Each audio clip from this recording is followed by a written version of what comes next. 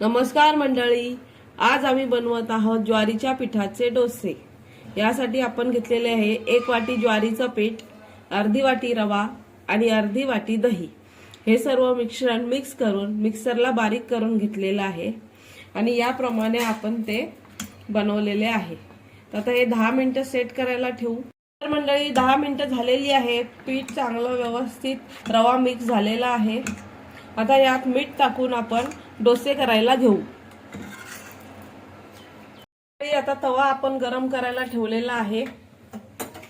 त्यावर व्यवस्थित तेल थोडंसं पसरवून मग आपण डोसे करून घेणार आहोत।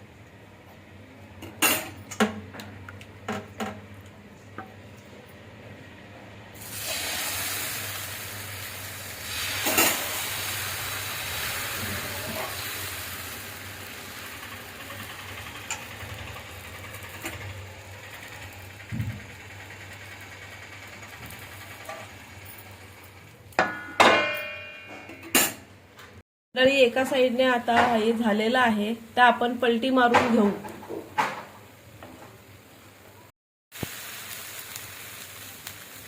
तर एका साइडने सोनेरी झालेले आहे। आता दुसऱ्या साइडने सुद्धा आपण असेच ह्याला करून घेऊ।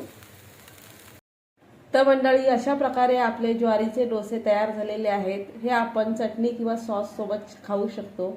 इथे मी आपली कोथिंबीरची हिरवी चटणी बनवलेली आहे। चला तर मग कशी झाली रेसिपी नक्की सांगा। धन्यवाद।